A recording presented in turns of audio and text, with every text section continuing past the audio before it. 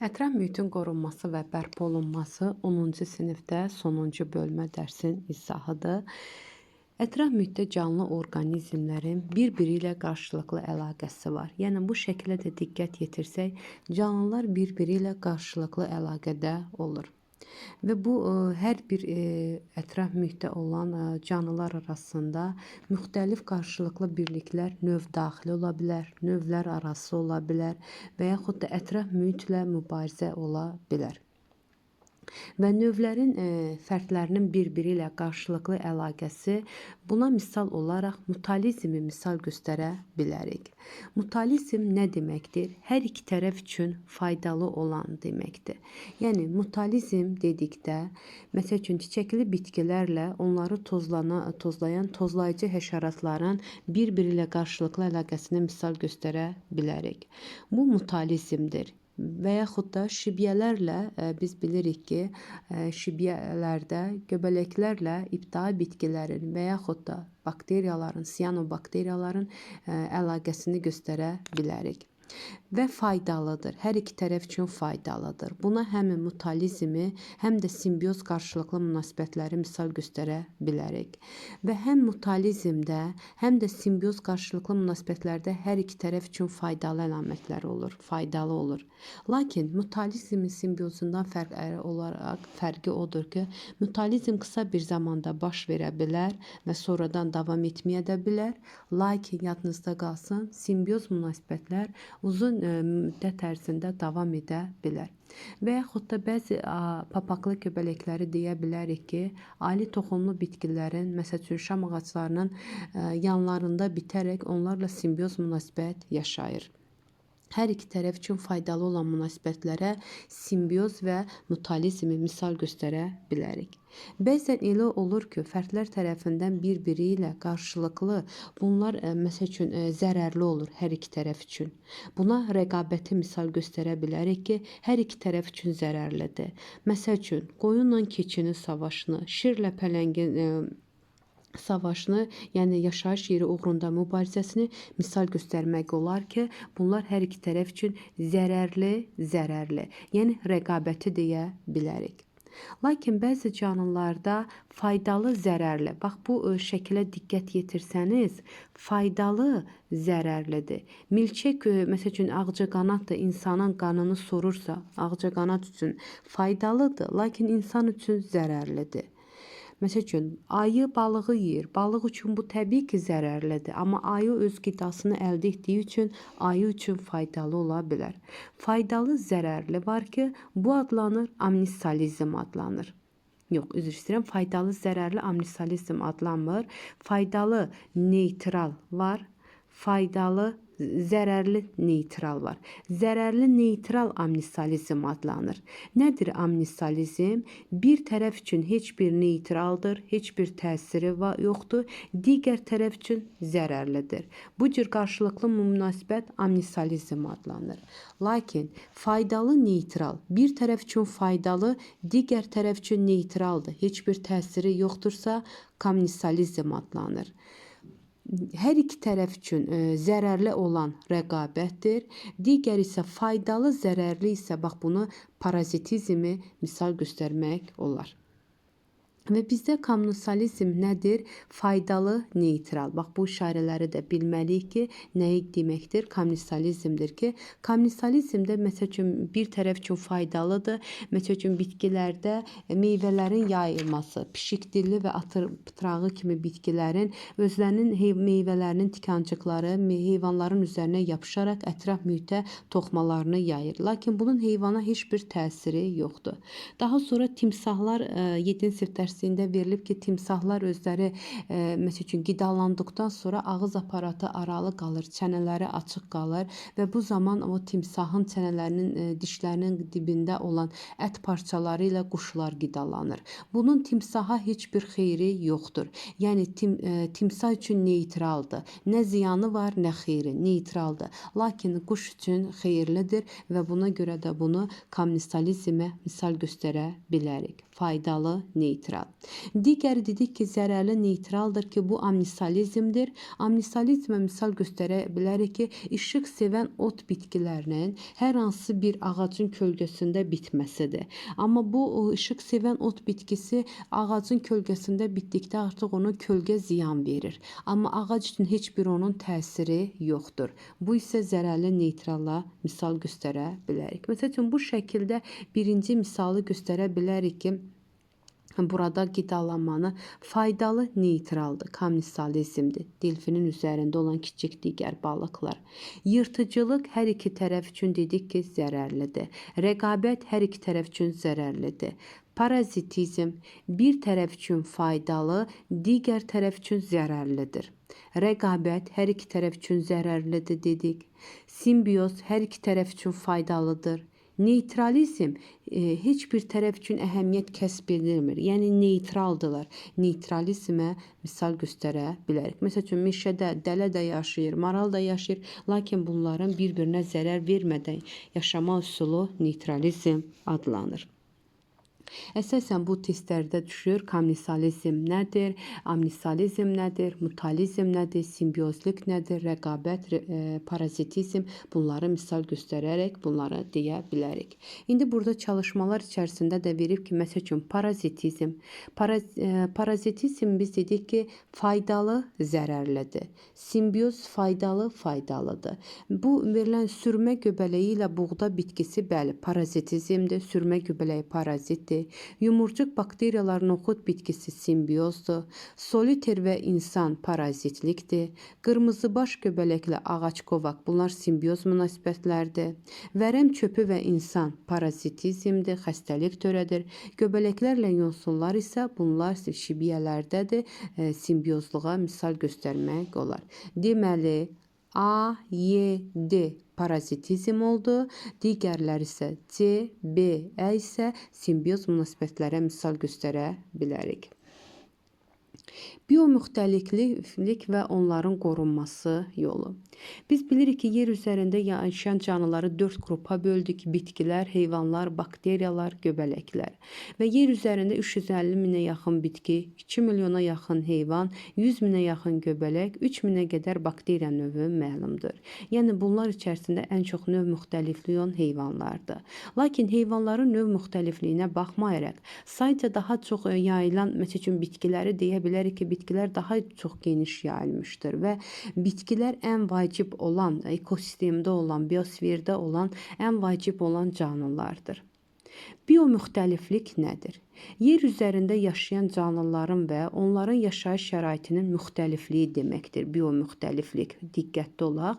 Yer üzərində yaşayan canlıların və onların yaşayış şəraitinin müxtəlifliyi deməkdir. Biomüxtəliflik 3 yerə ayrılır. Genetik müxtəliflik, növ müxtəlifliyi və biogenoz müxtəlifliyi. Yenə deyirəm, illər əvvəl MİQ sualına düşəndir və bu hətta bu şəkil MİQ imtahana düşübdür. Genetik müxtəliflik nədir? Diqqətli olaq. Eyni növ daxilində fərdlər arasında fərqlilik şəklində təzahür edir ki, bu genetik müxtəliflikdir. Bu müxtəliflik istənilən eyni növ daxilində, yarım növ daxilində və populyasiya daxilində də nəzərə çarpa bilər. Növ müxtəlifliyi isə adından da görsəndiyi kimi hər hansı bir bölgədə, hər hansı bir ərazidə, hər hansı bir arealda müxtəlif növlərin fərqliyini göstərər ki, bunlar növ müxtəlifliyidir. İstənilən bir biogenozu əmələ gətirən növlərin sayı həmin biogenozun növ müxtəlifliyidir. Yəni, məsəl üçün su biogenozu var, quru biogenozu var ki, su biogenozunda məsəl üçün orada ibtidai bitkilər də ola bilər, heyvanlar da ola bilər, digər canlılara da rast gəlinə bilər. Yəni onlar növ müxtəlifliyidir. Su biogenozunu əmələ gətirdi. Ekosistem müxtəlifliyi isə müəyyən bir bölgədəki və ya bütövlükdə yer üzərindəki ekosistemlərin fərqli olmasıdır ki, bu isə ekosistem müxtəlifliyidir. Ümumiyyətlə yadımızda saxlayaq, hər bir növün elə bir bölgələr var ki, orada bitən bitki növləri, yaşayan heyvan növləri digər yerlərdə rast gəlinmir. Buna endemik bitkilər deyilir ki, məsəl üçün endemik bitkilərə biz Azərbaycanda Eldar şam ağacını misal göstərmək olar ki, Eldar şam ağacı yalnız Azərbaycan ölkəsi üçün endemik növ sayılır. Və biz də bilirik ki, yer kürəsini iki hissəyə bölən ekvator xəttində canlılar daha çoxdur. Yəni növ müxtəlifliyi ekvatorda daha çoxdur. Lakin ekvatordan qütblərə getdikcə növ müxtəlifliyi getdikcə artır. Biomüxtəliflik, növ müxtəlifliyi getdikcə artır. Bunu yadınızda saxlayın. Ən çox növ müxtəlifliyi ekvatordadır. Ekvatordan qütblərə doğru getdikcə növ müxtəlifliyi azalır. Qütblərdən ekvatora doğru növ müxtəlifliyi isə artmış olur. Və hər bir növün də dedik ki, məsəl üçün tundra var, tayqa var, enliyarpaq meşələr var, çöl və səhralar var ki, bunlar biogesinozları əmələ gətirirlər. Təbii biogesinozlar da var, yadımızda saxlayaq. Süni biogesinozlar da var. Təbii biogesinozlara çəmənlər, çöllər, tarlalar yox, meşələri misal göstərə bilərik. Lakin süni biogesinozlar isə insanlar tərəfindən yaradılan tarlaları misal göstərə bilərik, bağları misal göstərə bilərik və s. İndi biz hər bir biogesinozun növ müxtəlifliyi var ki, orada onun biogesinozda növ müxtəlifliyi, populyasiyanın sıxlığı və biokütlə fərqli olur. Yəni hər bir biogesinozun növ müxtəlifliyi fərqli ola bilər, orada olan populyasiyaların sıxlığı fərqli ola bilər və biokütlə fərqli ola bilər. Populyasiya sıxlığı nədir? Bunu 9-cu sinifdə keçmişik. Sahə və ya həcm vahidinə düşən fərdlərin sayı populyasiya sıxlığı adlanır. Bu hissələrə diqqət olaq. Bəs biokütlə nədir? Üzvü maddənin və fərdlərinin cəminin həmin onlarda toplamış enerji ilə birlikdə miqdarıdır. Yəni biokütlə canlı orqanizmlər var və biokütlə canlı orqanizmlərdə toplanan üzvü maddənin miqdarı və fərdlərinin cəmi biokütləni əmələ gətirir.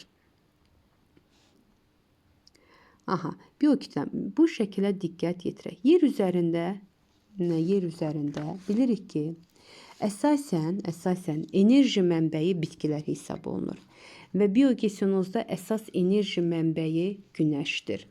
Və yadınızda qalsın, qida zəncirinin əsasını təşkil edən bitkilər, heyvanlar və bunlar içərisində ən çox biomüxtəlifliyə malik olan, daha doğrusu biokütləyə malik olan canlılar bitkilərdir. Yəni bitkilərin biokütləsi heyvanların biokütləsindən daha yüksəkdir. Və biz bu şəkilə baxaq. Avtotrof bitkilər, bitki yeyən heyvanlar, ət yeyən heyvanlar üzvü qalıqlardır. Qida zəncirində yadınızda qalsın, qeyri-üzvü maddələrdən üzvü maddələr hazırlayan orqanizmlər produsentlər adlanır. Yəni produsentlər avtotrof orqanizmlərdir. Bunlar bitkilər də ola bilər, ibtidai heyvanlar da ola bilər, bakteriyalar da hesab edilə bilər.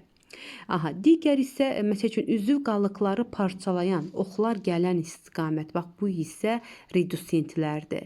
Redusentlər üzv maddələri minerallaşdırır. Qeyri-üzv maddələrə parçalayan canlılardır ki, bunlar redusentlərdir. Redusentləri isə mikroorqanizmləri misal göstərmək olar. Əsasən redusentlər bakteriyaları, saprofit bakteriyaları və bəzi saprofit göbələkləri də misal göstərə bilərik. Bütün oxlar, bax qida zəncirində bütün oxlar gələn ox varsa, bax üzvü qalıqlar, bütün oxlar gəlibsə bir yerə. Deməli buradakı ox nədir? Redusentləri göstərir. Yəni bu isə redusentlərdir ki, mikroorqanizmlərdir. Bəs konsumentlər nədir? Konsumentlər hazır şəkildə üzvü maddələrlə qidalanan canlılar konsumentlərdir. Yəni biz dedik ki, hazır üzvü şəkildə üzvü maddələr əldə edən canlılar heterotrof canlılar idi və heterotrof canlılara da qida zəncirində konsumentlər deyilir. Konsumentlər birinci dərəcəli, ikinci, üçüncü və dördüncü dərəcəli konsumentlər vardır. Məsəl üçün, birinci dərəcəli konsumentlər bitki yeyən heyvanlar hesab olunur. İkinci dərəcəli konsumentlər bitki yeyən heyvanlarla qidalanan konsumentlərdir və burada əlavə deyim ki, ikinci dərəcəli konsumentlər həm bitki mənşəli ilə qidalanan, heyvanlar ola bilər, həm də heyvan mənşəli ilə qidalanan heyvanlar. Məsəl üçün ayı. Ayı həm bitki ilə qidalanır, həm də ət mənşəli balıqlarla məsəl üçün qidalanır. İkinci dərəcəli konsumentlər. Amma yadımızda saxlayaq ki, üçüncü dərəcəli konsumentlər yalnız bəzən, yalnız deyim, əksəriyyən daha çox bunlar yırtıcı heyvanlar hesab olunur. Yırtıcı heyvanlar. Və təbiətdə bilirik ki, biz antropogen amillər vardır, biotik amillər vardır, abiotik amillər vardır. Bax, bu sxemə diqqət yetirsək, təbiətdə olan bu sxemi biotop var, biosinoz var. Biotop və biosinoz. Həmən bu biotop və biosinozlar birlikdə biogesinozları əmələ gətirirlər. Və bu biogesinozlar başqa cür ekosistem də adlanır. Deməli, biogesinozlar başqa cür ekosistem də adlanır, amma burada əlavə deyim ki, bütün ekosistemlər biogesinoz hesab edilmir. Lakin bütün biogesinozlar ekosistem hesab edilə bilər. Yəni biogesinozu əmələ gətirir həmi abiotik amillər, həmi biotik amillər. Abiotik amillərə biotoplar atmosfer, torpaq, su, hava, bunları deyə bilərik. Atmosfer, hava deməkdirlər. Biosinoza isə biotik amillər, bitkilər, heyvanlar, mikroorqanizmləri misal göstərə bilərik. Burada ekosistemdə canlılar arasında olan qida əlaqələri sxemə əsasən verilənlərdən doğru olanı seçin. Təbii ki, burada K-nı biz götürə bilərik redusentlər. Düzdürmü? K bütün oxlar gəlibsə K redusentlərdir. Əgər burada bir günəş şüası da çəksək, günəş şüası birbaşa elin üzərinə düşərsə, el produsentdir. K redusent, el produsent götürə bilərik. İstənilən qida zənciri əksərən produsentlərdən başlayır. İndi bizə deyir ki, K avtotrof canlıdır, yanlışdır. M produsent canlıdır. Xeyr, M-lə N dedik ki, konsumentdir. M qeyri-üzüm maddələrdən üzüm maddədə yaradır. Xeyr, konsumentlər bu cür yarada bilmir. L rodusentdir, yanlışdır, produsentdir. M-lə N isə biz dedik ki, konsumentlərdir. Bəli, burada doğru cavab Y variantıdır ki, N konsumentdir. Deməli, L oldu burada produsent, K oldu redusent, M oldu birinci dərəcəli konsument, N oldu ikinci dərəcəli konsument. Diqqətli olaq. Qida zənciri və ekoloji piramida. Bayaqdan danışdığımız qida zənciri budur ki, canlılar yaşamaq üçün qidalanmalıdır və bu qidalanma onların bir-biri ilə qarşılıqlı əlaqəsi vasitəsilə həyata keçirir.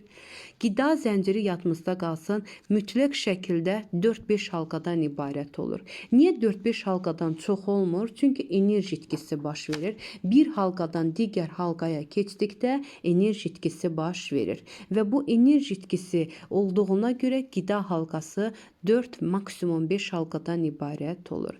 Və qida halqasını əksərən birinci halqasını produsentlər təşkil edir. Bunu mütləq şəkildə bilməliyik. Birinci produsentlər təşkil edir. Daha sonra birinci dərəcəli konsumentlər, ikinci dərəcəli konsumentlər və üçüncü dərəcəli konsumentlər və s. Lakin bəs redusentlər qida zəncirində halqası hər halqadan sonra görsənir. Onun yerini göstərmirlər redusentlərin. Sadəcə bizdən testlərdə sual ola bilər ki, redusentlər harada yerləşir? Redusentlər deyirik ki, hər halqadan sonra redusentlər yerləşir. Hər qida halqasından sonra redusentlər yerləşir. Bax, buna mütləq şəkildə diqqət yetirək. Trofi sözünün mənası da qida deməkdir və canlılar bir-biri ilə qida əlaqələri yaradaraq trofik əlaqələr yaradır. Bunu da mütləq şəkildə deyək. Və bu trofik əlaqələr yaradan zaman ət yeyən heyvanlarda, hətta parazitlər də bu əlaqələrə qoşula bilər. Bu şəkil də maraqlıdır bu sxem. Günəş enerjisi düşüb yaşıl bitkilərin üzərinə. Yaşıl bitkilərdən qidalandı ot yeyən heyvanlar, ot yeyən heyvanlarla qidalandı ət yeyən heyvanlar. Doğru fikirdir.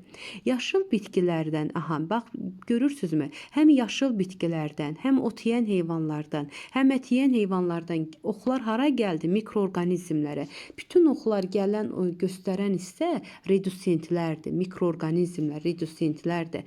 saprofit bakteriyalar, saprofit göbələkləri misal göstərə bilərik. Onlar üzüm maddələri minerallaşdırır, mineral duzlar əmələ gətirir. Həmin mineral duzları isə yenidən bitkilər istifadə edərək üzüm maddə sintez edirlər. Və burada da biz bayaq dediklərimizi təkrarlayır ki, ikinci dərəcəli konsumentlər birinci dərəcəli konsumentlərlə qidalanan canlılardır, doğru. Üçüncü dərəcəli konsumentlər isə əsasən yırtıcılardır. Bax, bu hissə nədir? Qida zənciri burada yarasaq, buğda bitkisidir. Buğdadan qidalanır çəyirtkə, çəyirtkədən qurbağa, qurbağadan ilan, ilanı isə yeyir kirpi. Bilirik ki, kirpilər ilan zəhərinə dözümlüdür. Burada digər şəkildə burada özümüz istəyən bir neçə qida zənciri qura bilərik, qida əlaqələri qura bilərik. Və burada qida zəncirinin halqalarında üzü maddələrin miqdarına görə biokütlə piramidası ola bilər, fərdlərin sayına görə say piramidası ola bilər, enerji miqdarına görə enerji piramidası tələb edilə bilər.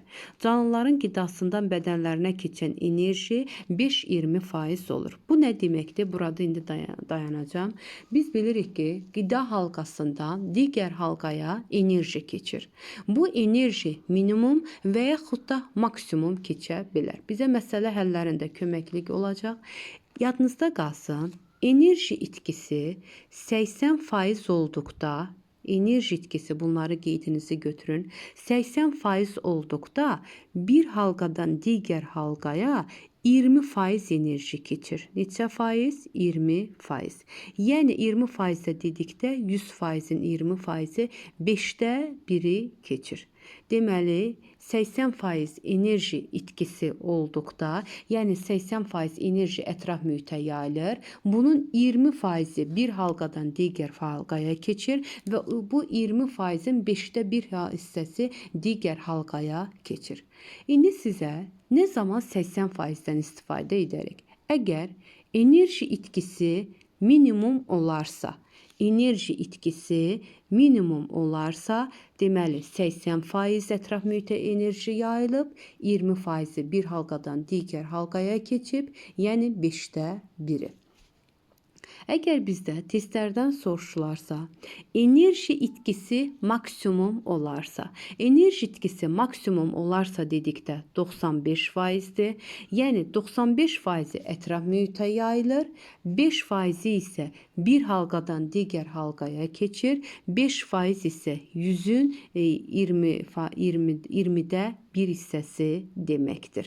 20də 1 hissəsi deməkdir. Deməli, enerji itkisi maksimum olduqda minimum enerji keçir bir halqadan digər halqaya. Enerji itkisi minimum olduqda isə bir halqadan digərə maksimum enerji keçir. Yəni, enerji itkisi 80% olduqda bir halqadan digər halqaya maksimum enerji keçəcəkdir. 20% keçəcək enerjinin. Lakin enerji itkisi maksimum olduqda, yəni 95% olduqda bir halqadan digər halqaya minimum enerji keçəcək. Yəni 5%, onu da 20də 1 ilə hesablaya bilərik. Burada ekoloji piramidaya nəyə diqqət yetirməliyik? Ekoloji piramidadan, bax bu ox işarəsini bu cür qoysam, aşağıdan yuxarıya doğru getdikcə ümumi biokütlə azalır. Dedik ki, ən çox biokütlə nə idi? Produsentlərdə idi. Bu biokütlə azalır. Növ sayı azalır. Həqiqətən də görürük ki, növlərin sayı azaldı. Ehtiyat halında toplanan qidanın miqdarı azalır. Enerji miqdarı azalır. Bax, bunu mütləq şəkildə xahiş edirəm, qeyd edin özünüzdə və bu zaman nə zaman azalır? Biokütlə aşağıdan yuxarı getdikcə biokütlə azalır, növ sayı azalır, ehtiyat halında toplanan qidanın miqdarı azalar, enerji miqdarı azalır. Amma nəyin miqdarı artar? İndi bu dərslikdə verilmir, bunu özüm deyəcəm. Təbii ki, burada ölçü artar. Yəni canlıların bədən ölçüsü artar. Diqqətli olun. Görürsünüzmü? Qartal hara, çəyirtkə hara. Bədən ölçüləri artar. Daha sonra zəhərli maddələrin miqdarı artar. necə zərərli maddələrin miqdarı artar. Bəli, getdikcə zərərli maddələr toplandığına görə zərərli maddələrin miqdarı da artar. Daha sonra burada nəyi deyərik? Nəsil vermə azalar. Biz bilirik ki, kiçik orqanizmlər daha çox nəsil vermə qabiliyyətinə malikdir. Böyük orqanizmlər, bədən kütləsi böyük olanlar isə daha az nəsil verirlər, gec-gec nəsil verirlər. Onda deyə bilərik ki, nəsil vermə isə getdikcə neylər? Azalar. Nəsil verməni də bunu, nəsil vermə isə getdikcə azalar. Bir də şahid şəkildə deyək. Deməli, aşağıdan yuxarı getdikcə nə artar? Bədən ölçüləri artar, zərərli maddələrin miqdarı artar və əlavə olaraq da bura azalana aid edərik ki, nəsil vermə qabiliyyəti azalmış olar. Bu da hər hansı bir qida zənciridir. Burada bitkilər protosintlərdir. Birinci dərəcəli konsumentlər çəyirtkə, ikinci dərəcəli konsumentlər qurbağa, üçüncü dərəcəli konsumentlər ilan, dördüncü dərəcəli konsumentlər qartalı misal göstərə bilərik. Və bu çalışmaya baxaq, qrafik əsasən protosintlərdən sonuncu konsumentə qədər sıralayın. Ən çox biokütlə dedik ki, protosintlərdədir, bax bitkilərdə. Ona görə 4 rəqəmi ilə protosintdir, 2 rəqəmi ilə ikinci dərəcəli konsumentdir, 2. Daha sonra 1 rəqəmi ilə birinci dərəcəli konsumentdir, 3 rəqəmi ilə isə üçüncü dərəcəli konsumenti misal göstərə bilərik. Deməli, 4 rəqəmi ilə protosintlər, 2 ilə konsumentlər, birinci konsumentlər, digər o 1 rəqəmi biokütləsi az olan nisbətən ikinci dərəcəli konsumentlər, 3 rəqəmi ilə üçüncü dərəcəli konsumentləri göstərə bilərik. Bu cür testlər qarşımıza çıxar. Sadəcə biz bu cür testləri biokütlə hansı canlılarda çoxdur? Təbii ki, protosintlərdə çoxdur. Getdikcə bayaq da dedik ki, biokütlə getdikcə azalır. Burada havanın çirklənməsi, qlobal ekoloji problemlər, əsas burada diqqət yetirməyimiz turş yağışların yaranmasına səbəb nədir? Karbon qazının, karbon dioksidin, azot qazlarının havada miqdarının artması turş yağışların səbəb ola bilər. Və yadınızda qalsın, atmosferdə karbon qazının yaranmasına səbəb nədir? Atmosferdə karbon qazının yaranmasına səbəb, bax burada gözəl sxem verilib ki, qlobal istiləşmə də bu nə deməkdir? Nə zaman qlobal istiləşmə çoxalıb? Çünki atmosferdə karbon qazının miqdarı artdıqda qlobal istiləşmə yaranır və bu atmosferdə karbon qazı da necə yaranır? Nə zaman yaranır? Vulkan püskürməsi zamanı, minerallaşma zamanı, yəni üzv maddələrin minerallaşması zamanı, yanma hadisələri zamanı, saprofitlərin qidalanması zamanı, canlıların tənəffüsü zamanı karbon qazının miqdarı artır və karbon qazının miqdarının artması atmosferdə turş yağışların yaranmasına səbəb olur və bundan əlavə olaraq da qlobal istiləşməyə səbəb yaradır. Bunu da dedik ki, qlobal istiləşməyə səbəb olur. Davam edirik. Burada isə çirklənmədən əvvəl bunlar elə vacib deyil. Bu çalışmalara ehtiyac yoxdur. Digər isə maddələr dövranında bu şəkildə nitratlardır, nitritlərdir. Nitratları nitratlərə parçalayan denitrifikasiya bakteriyalarıdır. Yadınızda qalsın. Amma nitratları sərbəst azota əmələ gətirən isə nitrifikasiya bakteriyalarını misal göstərmək olar. Yəni bu hissələr elə vacib hissələr deyil. Sonuncu mövzular vacib deyil. Əsas hissələri dedik. Bu qədər.